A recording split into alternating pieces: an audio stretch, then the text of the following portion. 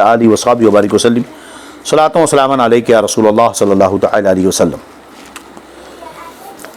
कब्र के मुतअल्लिक़ गुफ्तगू चल रही थी कि मुर्दे को कब्र में दफनाया जाएगा और कब्र जो है या तो जन्नत के बागों में से एक बाग है या जहन्नम के गढ़ों में से एक गढ़ा है। जैसा कि नबी अकरम सल्लल्लाहु तआला अलैहि वसल्लम ने इरशाद फरमाया कि इन्नमल क़ब्र रौज़तुम मिन रियाज़िल जन्नह व हफ़रतुम मिन हफ़रिन नारी, कि कब्र जन्नत की क्यारियों में से या तो एक क्यारी है या जहन्नम के गढ़ों में से एक गढ़ा है। लिहाजा अदाब कब्र हक़ है, अदाब कब्र हक़ है। अहादीस पाक में और कुरान मुक़द्दसा से इसका सबूत मौजूद है। यूँ ही तनईम कब्र हक़ है, यानी कब्र में अल्लाह की जो नेमतें मिलती हैं वो भी हक़ हैं, तनईम कब्र भी हक़ है।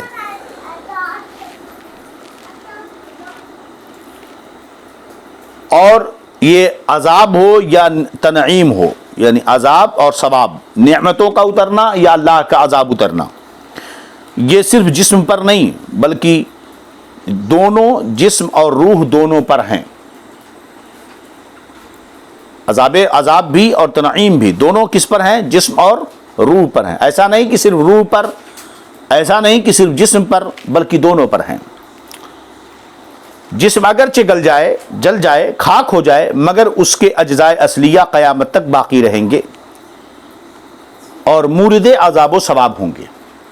गल जाए, सड़ जाए, जानवर खा ले, किसी भी हालत में हो जाए, मगर उसकी जो असली अज्जा हैं वो हमेशा बाकी रहेंगे और उसी पर क्या होगा? अज़ाब होगा। कि इंसान के जिस्म में एक हड्डी है जिसे अदब कहते हैं, वो हड्डी उसे जो है दुनिया की कोई ताकत ऐसी नहीं जो उसे मिटा सके, वो बाकी रहेगी और उसी पर अज़ाब होगा जिसका एहसास पूरे जिस्म को होगा। चलिए, और उन्हीं पर रोज़े क़यामत दोबारा तरकीब जिस्म फरमाई जाएगी, यानी उन्हीं असली हड्डियों पर क़यामत के दिन दोबारा जिस्म को तरकीब दिया जाएगा जैसे आज का ये जिस्म है। वही रब है जिसने माँ के पेट में पानी के कतरे से हाथ, जिस्म, नाक, खूबसूरत चेहरा, सुनहरे बाल, हड्डियाँ, दिल, धड़कता हुआ दिल, है ना, सैकड़ों किलोमीटर लंबी नसें, रगें, सब कुछ अल्लाह ने रखी हैं, एक पानी के कतरे से बनाया। यही रब फिर दोबारा उस असल हड्डी से फिर जिस्म का वजूद फरमाएगा। ये क्या है? कहते हैं वो कुछ ऐसे बारीक अज्जा हैं रीढ़ की हड्डी में जिसको अजबुल दम्ब कहते हैं। कुछ बारीक क्या है? कुछ बारीक हड्डियां हैं रीढ़ की हड्डी में जिसे अजबुल दम्ब कहते हैं, कि ना किसी खुर्दबीन से नजर आ सकते हैं, न आग उन्हें जला सकती है, न ज़मीन उन्हें गला सकती है। वही तुख़्मे जिस्म हैं, यानी जिस्म की बीज हैं। जिस तरह कि खेत में हम गेहूं का दाना डालते हैं, फिर उससे 2-4 दरख्त निकलते हैं और बालियां फलती हैं, ऐसे इंसान के जिस्म की बीज वही हड्डियां हैं। तो उसी पर दोबारा जिस्म। लिहाजा रोज़े क़यामत रूहों का इआदा, यानी रूहों का लौटाया जाना उसी जिस्म में होगा, न जिस्म दीगर में, यानी दूसरे जिस्म में नहीं बल्कि उसी जिस्म में होगा। बालाई ज़ायद अज्जा का घटना बढ़ना जिस्म को नहीं बदलता। जिस्म अपनी जगह पर है, जो असल हड्डियां हैं। अब वो पहले बच्चा रहता है, फिर जवान होता है, फिर बूढ़ा होता है, दुबला होता है, फिर मोटा होता है, चौड़ा होता है, ये जिस्म इस तरह से, मगर असल जो है अपनी जगह बाकी रहती है। जैसे बच्चा कितना छोटा पैदा होता है, फिर कितना बड़ा हो जाता है, कभी हैकल जवान बीमारी में घुलकर कितना हकीर रह जाता है, फिर नया गोश्त पोश्त आकर फिर मिस्ल साबिक़, यानी पहले जैसे होता वैसे हो जाता है। इन तब्दीलियों से कोई नहीं कह सकता कि शख्स बदल गया। ऐसा थोड़ी होता है कि एक आदमी है जो बड़ा तंदुरुस्त, ताकतवर, तवाना था, बॉडी बिल्डर था, बड़ा ही मजबूत था, और उसके बाद अचानक उसे बीमारी हो गई और वो दुबला होकर लाकर हो गया, एकदम बिल्कुल कमज़ोर हो गया। तो ऐसा थोड़ी लोग कहते हैं कि अब ये बदल गया इंसान, ये इंसान नहीं कोई और इंसान हो गया है। नहीं, कहते हैं ये तो फला साहब हैं जो पहले थे अब ऐसे हो गए। यूं ही रोज़े क़यामत औद है, यानी लौटना होगा। वही गोश्त और हड्डियां की खाक या राख हो गई हों, ان کے ذرے کہیں بھی منتشر ہو گئے ہوں، رب عز و جل انہیں جمع فرما کر اس پہلی حیات صورت پر لا کر انہیں پہلے اجزائے اصلیہ کو محفوظ ہیں ترکیب دے گا، یعنی جوڑ کر ملا دے گا، اور ہر روح کو اسی جسم سابق میں بھیجے گا۔ جو پہلے والا جسم تھا دوبارہ وہ تیار، اور روح کو پھر اسی میں ڈالا جائے گا، اور اس کا نام حشر ہے۔ اسی کا نام کیا ہے؟ حشر ہے۔ جو کہتے ہیں نا حشر، اسی کا نام حشر ہے۔ چلیے، اور یہ حدیث پاک سے ثابت ہے، حضرت ابو ہریرہ اور دیگر صحابہ سے حدیث پاک پر بھی ہے۔ عذاب و تنعیم قبر کا انکار وہی کرے گا جو گمراہ ہے، یعنی قبر کے عذاب کا اور قبر کی نعمتوں کا انکار کون شخص کرے گا؟ وہی کرے گا جو گمراہ ہے۔ چلیے، ہاں جیسے کچھ لوگ کہتے ہیں نا کھایا پیا ساتھ جائے گا، یعنی یہی زندگی ہے، اس کے بعد کی زندگی کا انہیں کوئی مطلب نہیں ہے۔ تو یاد رکھیں کہ یہ زندگی حقیقت میں کوئی زندگی نہیں ہے، یہ تو دنیا مزرعۃ الآخرہ ہے، اس زندگی کا کچھ نہیں ہے۔ اصل زندگی تو مرنے کے بعد شروع ہوتی ہے، جو لمبی زندگی ہے اس کا خیال کیا جائے۔ مردہ اگر قبر میں دفن نہ کیا جائے، سوال پیدا ہوتا ہے کہ بھائی کچھ لوگ دفن نہیں کیے جاتے۔ ابھی اس بیماری کے موقع پر نہ جانے کتنے لوگوں کو ندی میں پھینک دیا، دریا میں پھینک دیا، کہیں کہاں کر دیا، اور کفار اپنی مردوں کو جلا دیتے ہیں، دفن نہیں کرتے۔ تو کہتے ہیں مردہ اگر قبر میں دفن نہ کیا جائے تو جہاں پڑا رہ گیا یا پھینک دیا گیا، غرض کہیں ہو اس سے وہیں سوالات ہوں گے، یہاں تک کہ لاش ہمارے نظروں کے سامنے بھی ہو سوال و جواب ہوں گے، اور وہیں ثواب یا عذاب اسے پہنچے گا، یہاں تک کہ جسے شیر کھا گیا تو شیر کے پیٹ میں سوال و جواب عذاب ہو، جو کچھ ہو پہنچے گا۔ یہ نہیں کہ شیر کھا لیا تو اب کیسے عذاب ہوگا اس کے پیٹ میں، نہیں، جہاں ہے وہیں فرشتے آئیں گے، وہیں سوال ہوگا، وہیں جواب ہوگا۔ نیک ہوگا تو وہی جنت بنا دی جائے گی، اور جہاں برا ہوگا تو وہی جہنم اس کے لیے ہوگی۔ چلیے، اب سوال یہ پیدا ہوا کہ مطلب ایسا کیسے ہو سکتا ہے؟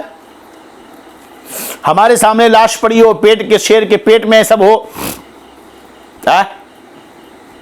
تو شیر تو اچھلے گا، کودے گا اگر عذاب آ گیا تو۔ جناب عالی، آخرت کے معاملات کو دنیا کے تصورات پر نہ پرکھا جائے، اسی لیے اپنے مجاز پر شریعت کو نہ پرکھا جائے، ہے نا؟ آپ سوئے ہوتے ہیں کہ نہیں؟ آپ سوئے ہیں جناب عالی ہیں، اور خواب دیکھ رہے ہیں، بغل میں آپ سوئے ہیں، بغل میں آپ کی بیوی سوئی ہے، بغل میں آپ کا دوست سویا ہے، ایک ہی بسترے پر سوئے ہوئے ہیں، خواب دیکھ رہے ہیں جناب، بہت بڑا جنگل ہے، آپ بھاگ رہے ہیں، بڑا ہاتھی آپ کو دوڑا رہا ہے، چیخ رہے ہیں، پکار رہے ہیں، سب کچھ ہو رہا ہے۔ اتنے میں آپ کہیں جا رہے تھے، خواب دیکھا، آپ کے چند دشمن جنگل میں مل گئے اور آپ کو اٹھا کر پٹک پٹک کر خوب مارا، لاٹھی ڈنڈے سے مارا، دوڑا دوڑا کے مارا، تلوار لے کر کے ہاتھ کاٹ دیا، پیر کاٹ دیا۔ کوئی خواب دیکھتا میں باغ میں آ گیا ہوں، سوئمنگ پول میں تیر رہا ہوں، بلڈنگ ہے، فلیٹ ہے، جیسے جیسے خیالات خواب میں وہی دیکھ رہا ہے، مگر بغل میں بھی سوئی ہوئی آپ کی بیگم ہیں، ان کو کوئی فرق نہیں پڑ رہا ہے، ان کو پتہ بھی نہیں ہے۔ بیگم خواب دیکھ رہی ہیں کہ جیولری شاپ میں ہوں، بہت بڑی دکان لگی ہے، سونے چاندی خرید رہی ہوں، ہار لے لیا، وہ لے لیا، سو کر کے اٹھے تو اس کے بعد پتہ چلا کیا بھی نہیں ہے۔ ایک آدمی سویا ہوا تھا اور اس نے خواب دیکھا کہ میرے پاس بڑی مضبوط تکڑی بھینس ہے اور اس کو کچھ لوگ خریدنے آئے ہیں، اب بے ہو رہی ہے، طے ہو رہا ہے۔ خریدنے والوں نے کہا بھائی 10,000، اس نے کہا نہیں 15,000، خریدنے والوں نے کہا نہیں 10، بیچنے والے نے کہا نہیں 15، خواب دیکھنے والا شخص کہہ رہا نہیں 15، خریدنے والے کہہ رہے ہیں 10، 10 15 10 15 10 15 چل رہا تھا۔ اچانک نیند کھلی دیکھ رہا ہے، نہ بھینس ہے نہ خریدنے والے ہیں، تو چادر تان کے کہتا ہے، ہاتھ باہر نکال کر، لاؤ بھیا 10 ہی دے دو۔ سمجھ رہے ہیں؟ تو بتائیے کہ یہ سب ہوتا ہے کہ نہیں؟ خواب میں پتہ چلتا ہے۔ ایک مثال ہم آپ کو دے کر آپ کو سمجھانا چاہتے ہیں۔ لہذا اللہ تعالی ہر چیز پر قادر ہے، سمجھ رہے ہیں کہ نہیں؟ جو ہماری سمجھ میں بھی نہ آئے، عقل میں بھی نہ آئے، ان چیزوں پر بھی رب تبارک و تعالی قادر ہے۔ جہاں بھی ہوگا عذاب ہوگا. لہذا یہ سوچو کہ جلا دیا جائے تو عذاب نہیں ہوگا، ہرگز نہیں. چلیے اگلا مسئلہ، انبیاء علیہ السلام اور اولیاء کرام، علماء دین، شہداء، حافظان قرآن کی قرآن مجید پر عمل کرتے ہوں، اور وہ جو منصب محبت پر فائز ہیں، اور وہ جس نے کبھی اللہ عز و جل کی معصیت نہ کی اور وہ کی اپنے اوقات درود شریف میں مستغرق رکھتے ہیں، یعنی ہمیشہ درود شریف پڑھتے رہتے ہیں، ان کے بدن کو مٹی نہیں کھا سکتی ہے، ان کے بدن کو مٹی نہیں کھا سکتی ہے. قرآن فرماتا ہے جو اللہ کی راہ میں شہید کی جاتے لا تقولوا لمن يقتل في سبيل الله اموات بل احياء ولكن لا تشعرون، جو اللہ کی راہ میں شہید کیے گئے انہیں مردہ کہو مت. دوسری جگہ فرمایا کہ چلو کہو مت، کیا دل میں سوچ سکتے ہیں، عقیدہ رکھ سکتے ہیں؟ فرمایا رب نے ولا تحسبن الذين قتلوا في سبيل الله امواتا بل احياء عند ربهم يرزقون. دیکھو نہ منہ سے کہو نہ عقیدہ رکھو ایسا. حضرت ابو درداء سے حدیث مروی رسول اللہ صلی اللہ علیہ وسلم فرماتے ہیں اکثر الصلاۃ علی یوم الجمعۃ فانه مشہود تشہد الملائکہ. اے ابو درداء جمعہ کے دن مجھ پر سب لوگ زیادہ درود پڑھا کرو، اس لیے کہ وہ درود میری بارگاہ میں پیش کیا جاتا، فرشتے حاضر کرتے ہیں. فإن أحدا لن يصلي علي إلا عرضت علي صلاته. تم میں کوئی شخص کہیں بھی ہو جب وہ مجھ پر درود بھیجتا ہے تو اس کی درود مجھ پر پہنچائی جاتی ہے یہاں تک کہ وہ درود سے پڑھ کر فارغ ہو جائے. قال قلت بعد الموت، میں نے کہا یا رسول اللہ آپ کے انتقال کر جانے کے بعد بھی، دنیا سے تشریف لے جانے کے بعد بھی؟ قال وبعد الموت، ہمارے نبی نے فرمایا ہاں اس کے بعد بھی. ان اللہ حرم علی الارض ان تاکل اجساد الانبیاء علیہم السلام فنبی اللہ حی یرزق.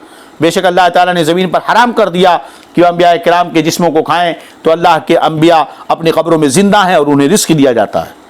یہ سنن ابن ماجہ کی حدیث پاک ہے. بات سمجھ میں آ رہی کہ نہیں؟ یہاں حافظ قرآن میرے آقا صلی اللہ علیہ وسلم ارشاد فرماتے اذا مات حامل القرآن احوى اللہ الی الارض.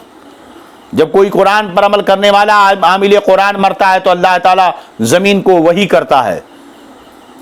فرماتا ہے رب تبارک و تعالیٰ اے زمین لا تاکلی لحمہ، یہ جو میرا بندہ آ رہا ہے نا قرآن کا عامل، اس کے گوشت کو مت کھانا.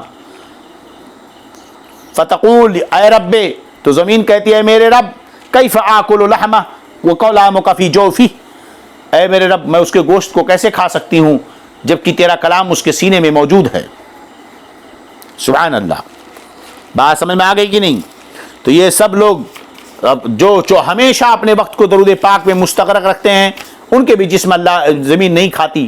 بات سمجھ میں آ گئی کہ نہیں؟ ہاں ایسا نہیں کہ ایسے عمل کرنے والے لوگ نہیں ہیں. میں نے اپنے پیر و مرشد حضور خطیب البراہین حضرت علامہ راز صوفی نظام الدین رضی اللہ عنہ کو دیکھا.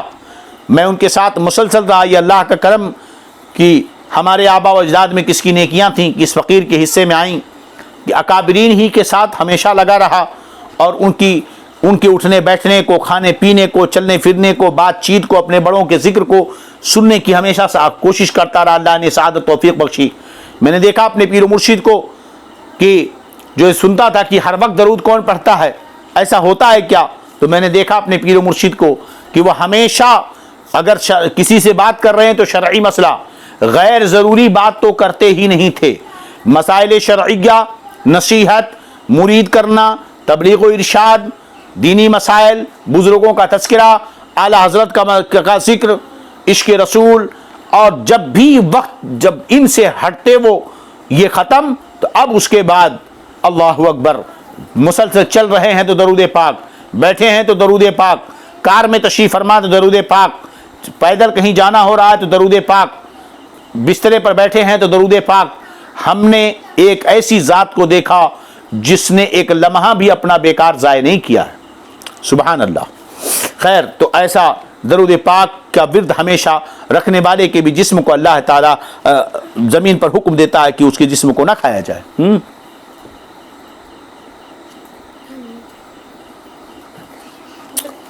چلیے، تو اس کے بھی جسم کو مٹی نہیں کھا سکتی. جو شخص انبیاء کرام علیہ السلام کی شان میں خبیث کلمہ کہے کہ مر کے مٹی میں مل گئے، گمراہ، بددین، خبیث، مرتکب توہین ہے. جو بھی شخص کہے، یاد رکھو اگر کوئی شخص ایسا قول کرتا ہے گمراہ، بددین، خبیث، مرتکب توہین ہے، فرماتے ہیں کہ اس میں توہین کا جملہ یہ پایا جا رہا ہے، مر کر مٹی میں مل گئے، معاذ اللہ، استغفر اللہ۔ حضرت سیدنا شیخ عبدالحق محدث دہلوی رضی اللہ تعالیٰ عنہ فرماتے ہیں حیات انبیاء متفق علیہ است، ہیچ کسرا دروے خلاف نیست۔ انبیاء کرام کی زندگی پر علماء اہل سنت کا اتفاق ہے، کسی شخص کو بھی اس معاملے میں اختلاف نہیں ہے۔ یہ تو اختلاف پچھلے 50 سالوں میں پیدا ہوئے ہیں، اس سے پہلے انبیاء کی حیات میں کسی کا اختلاف نہیں تھا۔ مجدد اسلام آقا نعمت، آیت من آیات اللہ معجزۃ من معجزات رسول اللہ، سیدی سرکار امام احمد رضا خان محدث بریلوی رضی اللہ تعالیٰ عنہ سے تقریباً 200-300 سال پہلے شیخ محقق سیدنا شیخ عبدالحق محدث دہلوی رضی اللہ تعالیٰ عنہ کا زمانہ ہے۔ آپ اپنے زمانے کا ذکر فرماتے ہیں کہ حیات انبیاء متفق علیہ است، ہیچ کسرہ درب خلاف نیست۔ انبیاء کرام کی زندگی متفق علیہ ہے، کسی شخص کو بھی اس میں اختلاف نہیں ہے۔ اور کیسی زندگی؟ فرماتے ہیں کہ بچندہ اختلاف کی در علماء امت است، بے شمار اختلافات جو کہ علماء امت کے درمیان میں ہے، لیکن اس مسئلے میں کسی کا اختلاف نہیں۔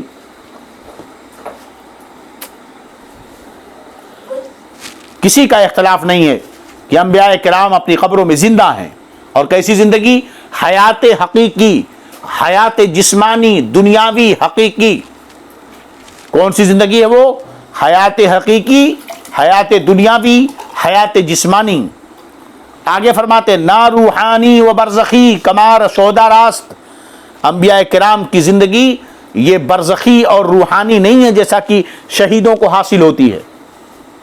لہذا اعلی حضرت کو پڑھ لو تو زندہ ہے واللہ، تو زندہ ہے واللہ میری چشم عالم سے چھپ جانے والے۔